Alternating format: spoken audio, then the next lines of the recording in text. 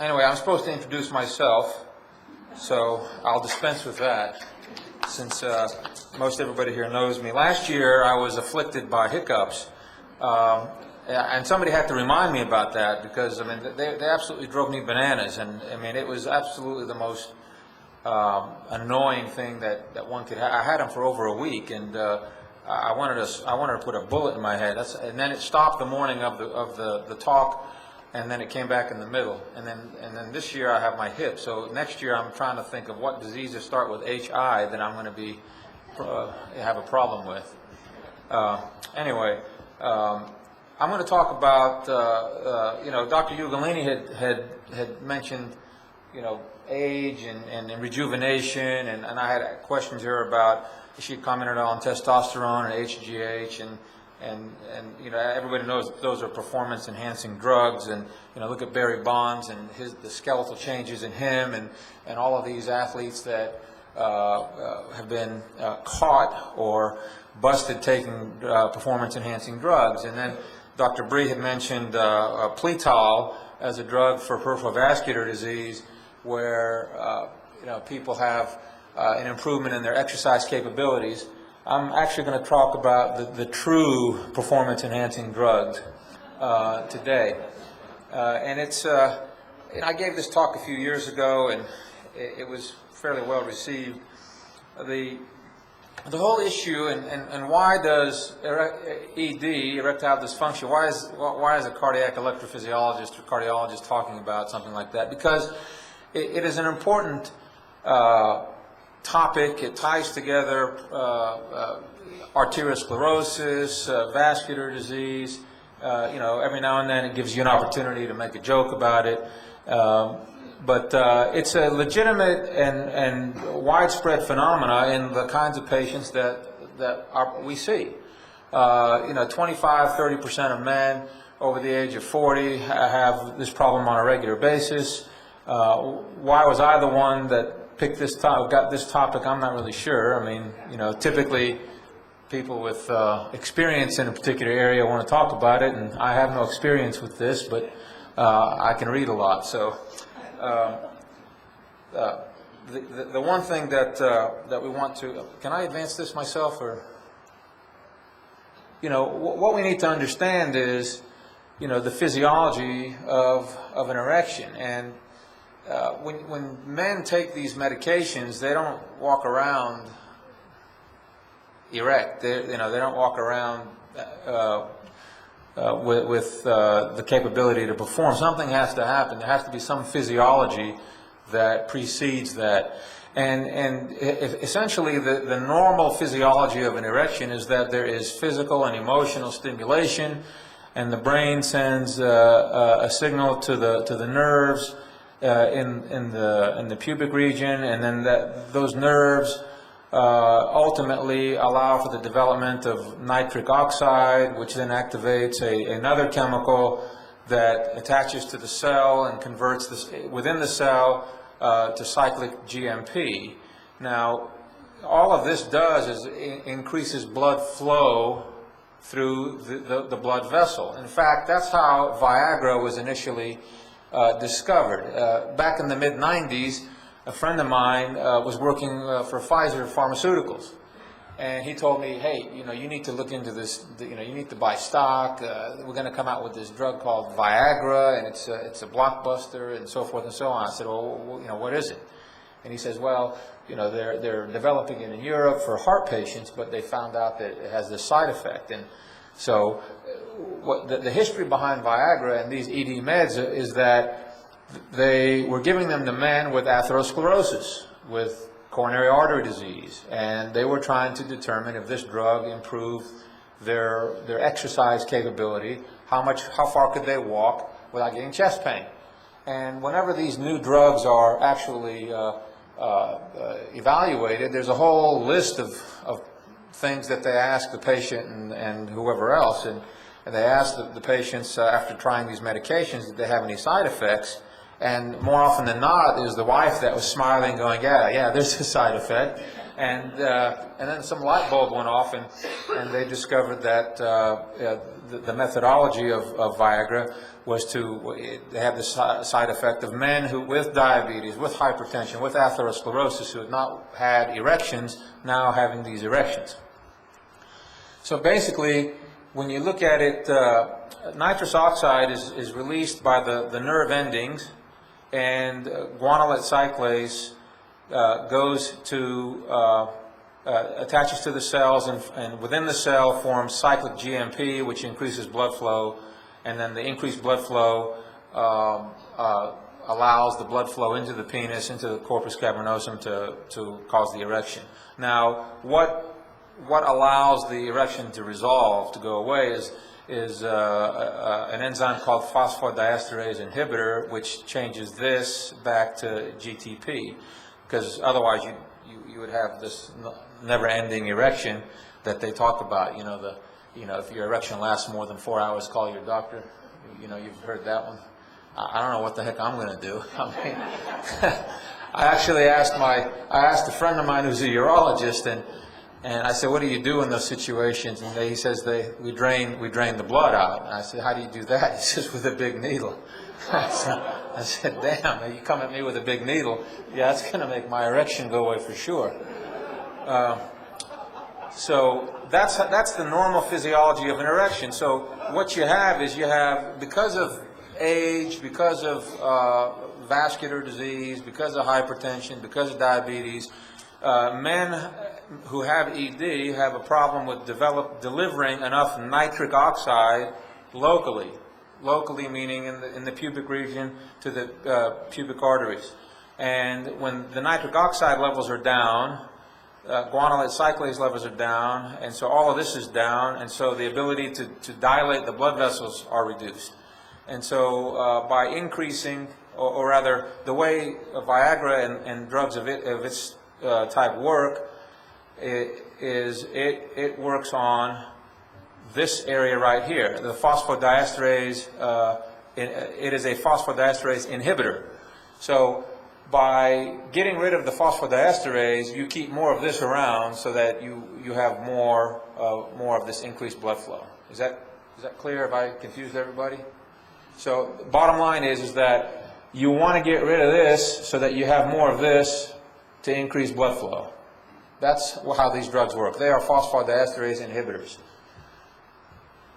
So again, this is the cyclic GMP relaxes blood vessel, the certain muscles in the blood vessels, and you go from a flaccid to an erect position. Now, as we've already said, this happens in men because of diabetes, some medications, testosterone deficiencies, and psychological issues, and obviously, vascular disease. So we bring this up because in our patient population, all of these things, there are certain medicines like beta blockers, calcium channel blockers. As men age over the age of 40, they have a 10% reduction in testosterone production naturally. So as you get older, you lose testosterone, you lose muscle mass, and you lose the ability to achieve and maintain effective erections. There are 3 kinds that are currently available. They all work in about 70% of patients. So there are some patients in whom these drugs aren't going to work, and those people, I typically say, look, there's not much else I can do for you. You need to go see a urologist. There are creams, there are injections, there are pumps, there are implants that can be considered. The one thing that I find funny about this is that the FDA now requires warning labels about sudden hearing loss. Back when you were younger, they told you, watch out, you go blind. Now it's like, watch out, you lose your hearing too. So I'm not sure to be deaf and mute, or deaf and dumb, or deaf and blind would be a bad thing in this situation.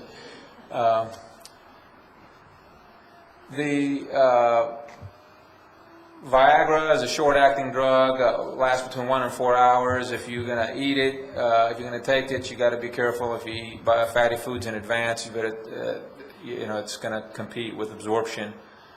There are some young women taking Viagra for pulmonary hypertension. Primary pulmonary hypertension is a condition where the blood vessels in the lungs are tight and it puts a huge strain on the right side of the heart to pump through, and Viagra as a vasodilator has been shown to be effective in treating this. That's a joke. Not a very funny one, I don't think so. I wasn't going to talk about it. Levitra works faster and lower doses. Now, Cialis is the one where you have the quote-unquote weekend pill. I don't use Cialis in my patients with heart disease because, you know, the big restriction in cardiac patients is that if you take nitrates, if you take nitroglycerin, if you take a long-acting nitrate pill, let's go back to that, right here. Well, nitrates dilate the arteries of the heart in a similar fashion. So if you have an exogenous, an outside source of nitrates, and then you take a pill that keeps all of this stuff floating around your body, there is a significant risk of low blood pressure. And that's why your pharmacist, if you take, say, Isodil or Ismo, or you're on nitroglycerin tablets or a spray, and you go to him with a prescription for Viagra, he may tell you it's dangerous, that's prohibited. And in many cases, if you're taking those medications on a regular basis, you have to be very cautious and you don't want to take them. Now, you know, we're your doctors. We're not somebody that tells you how to live your life. We want to explain these things to you. And you have to be mindful that physical activity of sex is physical activity. It's just like almost any other exercise. It is physically intense. It gets your heart rate up. It gets your blood pressure up. You burn calories. And by the same token, you know, frequency, intensity, and timing, FIT, the acronym FIT, FIT, applies not only for exercise, but for the quantity and intensity of sexual activity. So sex can cause chest pain in people who are prone to developing chest pain with physical activity. So it is a fine balance to utilize these medications in individuals who have significant heart disease. And that's why I don't like to use Cialis, because Cialis lasts in the body up to 36 hours. So you might take the pill Friday evening, you may have sexual activity Friday night, and Saturday evening or Sunday morning you have chest pain and you want to take a nitroglycerin tablet, and you've still got Cialis floating in your system, and it could cause a serious problem. Whereas with the Viagra and the Levitra, those medications are already metabolized out of your body. So I think if you're a heart patient and erectile dysfunction is an issue for you, you know, don't be shy about visiting with your doctor about it. If we are clearing you, if you've been cleared for a procedure, for a test, if you've had a recent stress test, if you know that your heart is in reasonable shape for physical activity, there's no reason why you couldn't take these medications. And even if you have a bottle of nitroglycerin in your pocket for just in case, that would not be something that would prevent you from trying these medications. Can we go forward, Alan? Okay. Go ahead and hook me up to my next thing. I'll take any questions right now on this particular topic before I move on to a quick review of some other topics. Any questions so far? All right, great. So, you know, there have been some things in the news in the past year or so that I wanted to just briefly touch on. The news media is more interested in hype and generating concern, and whether it's legitimate or not, than they are about actually discussing science behind certain things. And there are two things here that came out in the past year or so, year and a half, and actually something this past week. I don't know how many people read in the Chronicle about people's defibrillators being hacked into and their private information being taken. Anybody read that at all? No, well, a couple of people. Well, if you go back and you look at the actual study that was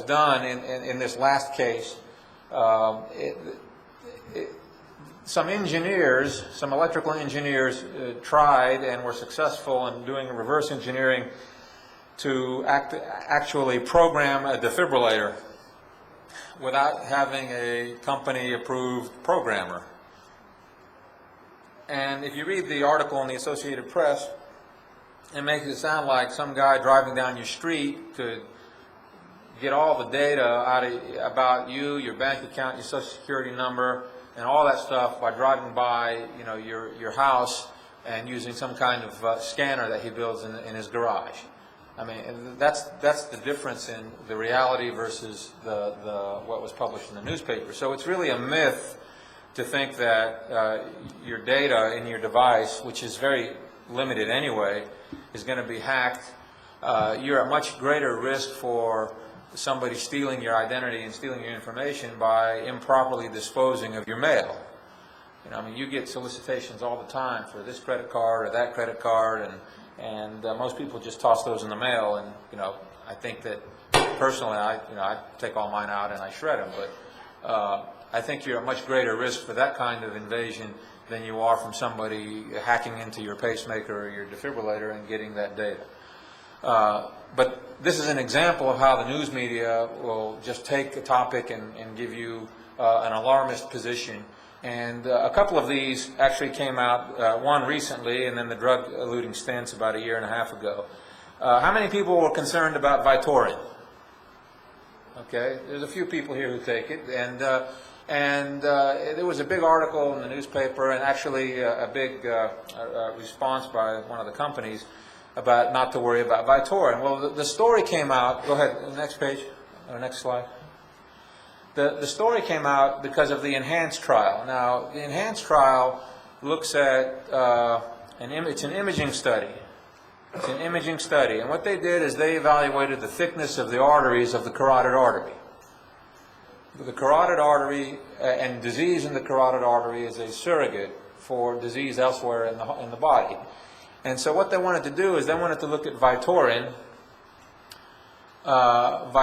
which is a combination of Zetia and Zocor. Zocor is simvastatin. It's been around for, gosh, 2 or 3 decades.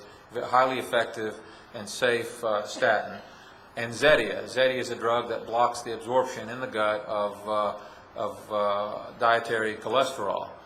And they wanted to know whether the combination of that drug, which has been shown to lower LDL cholesterol or bad cholesterol more than Zocor, if that also is associated with a reduction in the thickness of the arteries of the carotid. So go back first. Go back. Yeah. So first thing you got to understand is that when you look at cholesterol, you got to understand who is it that we want to treat and to what level of intensity do we want to treat them. So obviously, if you have an LDL cholesterol above 190, it's considered very high. 160 to 180 is high. 130 is borderline. And 100, less than 100 is probably optimal. Next slide. And then what you got to do is you got to look at, well, what is the patient's risk of heart disease? Do they already have evidence of heart disease? And you take these 2 pieces of information, your starting cholesterol and your risk factors for heart disease. So somebody who's got an LDL of 100 and is at no risk, you know, you wouldn't necessarily treat that patient. I wouldn't treat that patient. If you're a 65-year-old woman and your LDL is 102 and you're not hypertensive, you don't smoke, you don't have diabetes, you've never had a stroke, you have no family history of premature heart disease, 102 is fine. Why take another pill? Why subject yourself to more potential side effects? On the other hand, if you are a patient who is a man and you've had diabetes and already had a heart attack, you're at very high risk and you want to get a goal, your LDL cholesterol should be less than 70, so that needs to be aggressively managed. So this was the philosophy behind the ENHANCE study, as to say, can we show that Vytorin, which is a combination drug, is more effective than Zocor by itself. Next slide. So what they did is the Vytorin lowered LDL by 58% versus 41% by Zocor alone. So the addition of the Zetia, which some of you are on by itself because you're also on Lipitor or Crestor, the addition of Zetia improves the lowering cholesterol by 17%. But when you looked at the arteries, the ones were slightly thicker, 0.006 millimeters compared to 0.0011 millimeters. So the difference is 0.0005 millimeters. So having said that, is this important? Is this clinically important? Of course it isn't. I mean, a millimeter is 0.04 of an inch, so if we add another 0.04 of an inch on top of this, I mean, you're talking about something that is minuscule. I mean, it's much thinner than that of a human hair, the difference. Furthermore, this study was only looking at imaging. They weren't looking at, did these people have more or less strokes? Did these people have more or less heart attacks? So our answer to what was published in the newspapers was, hey, relax. You know, this is just one study. It flies in the face of hundreds of studies involving thousands and thousands of patients over decades of knowledge that say if you lower the LDL cholesterol sufficiently, you have a reduction in heart attacks, a reduction in strokes, a reduction in mortality, and so forth and so on. So this is just one topic that you may have had questions on. Next slide. Bare metal stents. About a year and a half ago or 2 years ago, there was a big discussion in the newspapers about these drug-eluting stents, the ones that have a medication on the stent structure itself that reduces the formation of scar tissue within the stent, and how they were, quote-unquote, causing heart attacks.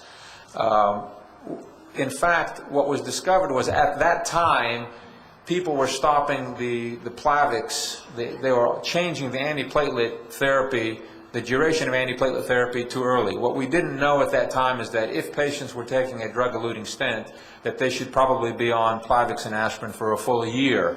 They were being stopped after 6 weeks or 3 months, and then that was leading to an increase in acute thrombosis. So now doctors and patients have a choice of a bare metal stent, which is what we used to use 3, 4, 5 years ago, versus drug-eluting stents. And the choice it really depends on what is the patient's requirement for additional surgeries, what is their requirement for elective surgeries, and what is their current bleeding condition or risk for bleeding. So people who are already who need surgery quickly. Many of you come to us for clearances. You come to say, okay, I'm going to have my kidney taken out, I got a cancer, but we know that you have had bypass surgery and that you're getting a little chest pain, so we have to make sure that your heart can take that surgery. So you go through the evaluation and we discover that you have a blockage in one of your arteries. What we do is we'll then say, okay, look, you need to have the surgery quickly. If we give you a drug-eluting stent, you should really be on aspirin and Plavix for a full year. Well, it's too long to wait to let that cancer sit there. So in that situation, a bare metal stent can be implanted and the aspirin and Plavix can be stopped, you know, in 4 to 6 weeks, and you can have your surgery. Same thing with neurosurgical patients, people who need quick surgery right away that can't delay the full year. People who are already at risk for significant bleeding, chemotherapy patients who have low platelet counts, people who have idiopathic thrombocytopenia, or people who already have bleeding issues, again, can get bare metal stents. Next slide, please. The drug-eluting stents are very appropriate for people who don't need surgical procedures in the next year or can postpone it. So if you come to us and say, well, gee, I got terrible back pain, I got to have my back fixed, and I really need to have my back fixed, I'm crippled, I'm walking with a walker, and so forth and so on. That's a patient, if we find that you need to have a stent, we'll probably get a bare metal stent. But on the other hand, if someone says, well, you know, I need a knee replacement surgery, but I can live with it for a year, then that person will probably get a drug-eluting stent. And it's important because the difference in restenosis being the reocclusion of that artery at that site, is significant. The risk of restenosis with drug-eluting stents is 10% or less, and this is a far cry from the 20 to 50% that we see with bare metal stents. So this drug-eluting stent is safer. They reduce the risk of revascularization. They reduce the need for another procedure down the road. And so these are the optimum stent to utilize unless you have one of these other conditions. But the reason I bring this up again is that about a year and a half ago there was a lot of hysteria in the media about how these new stents were killing people. Well, they don't really kill people. I mean, stents will block off if they're not properly protected with the proper duration of antiplatelet therapy. And this is what we now understand is the more appropriate duration of antiplatelet therapy. Next slide. Now, Coumadin, warfarin. There's a lot of people here who take it. There's a lot of people here who don't want to take it.